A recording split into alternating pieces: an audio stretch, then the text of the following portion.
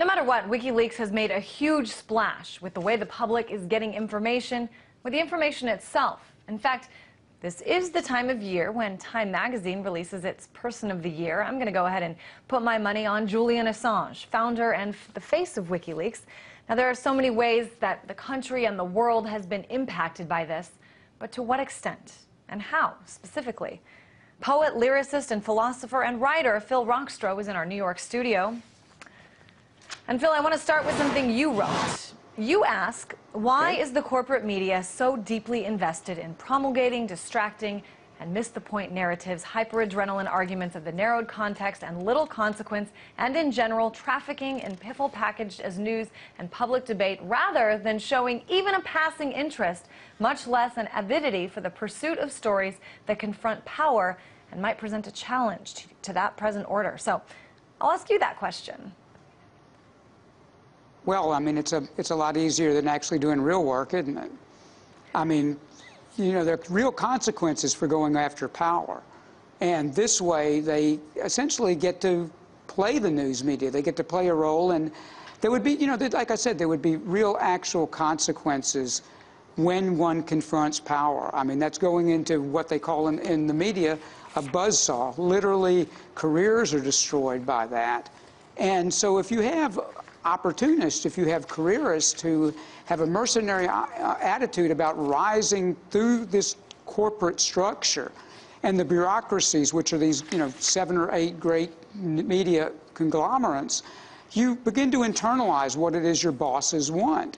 And it's very destructive to a career to actually upset people with real power. So instead, we get these distracting narratives, we get these hyper-adrenaline arguments that mean nothing of narrow context. And it works as entertainment, but it's actually kind of a propaganda tool, though much more loose-knit than the old-style propaganda tools. It works the same way to keep the public really unaware of what goes on in private. So, you know, the organization, these news media structures, the structure of it is very the same as any bureaucracy, and challenging power within any bureaucracy is a difficult task. Let's talk about, you know, this release, especially the latest one, but sort of all the different releases on WikiLeaks. Who are the winners and who are the losers? Well, I mean, the winners are going to constantly be the way the game is rigged now, is the present structure. You know, these are going to spiral through the news cycle, and then they're going to be crowded out by other stories. And just, you know, for the same way after Watergate in the 1970s, we heard the propaganda that our long national nightmare is over. Then in the 80s with the Iran-Contra scandal, we heard we have to save the presidency. And then Bill Clinton got in office, and he pardoned the felons from Iran-Contra. So the same players show up time and time again, the same group of elites. And when Obama got in office, he, as the WikiLeaks disclosures have shown, he pressured the Spanish government not to press war crimes charges against the Bush administration. So who benefits from this are the criminal organizations in place, which, you know, that's what government is when the power is this incommensurate. They work like any criminal shakedown organization. And, you know, this shakedown happens in the financial realm, for example, where, you know, the casino gamblers on Wall Street fleece the American public. The American public's tax money takes care of it. And the players of the national security state, where there's lots of money involved in having a national security state. So the winners from this are the people who the game is rigged for, and it's been rigged in that manner for quite some time.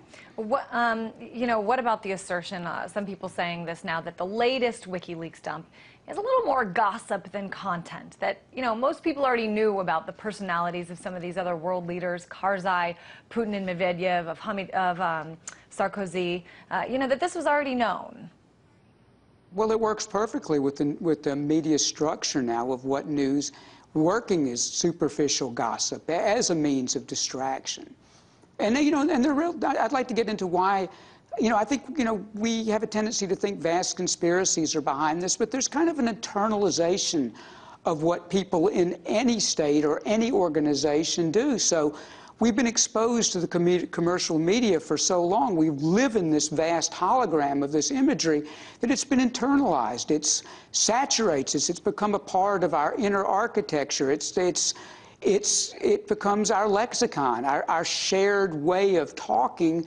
And so within that, within this structure, who benefits from it becomes the same people who can exist in this medium. Phil, we're almost out of time. So, I think that... We're almost out of time, but just real quick, I just want to know, what do you wish you would have seen from this WikiLeaks? What do I... Oh, well, you know, I mean, I think, like you said, that we just...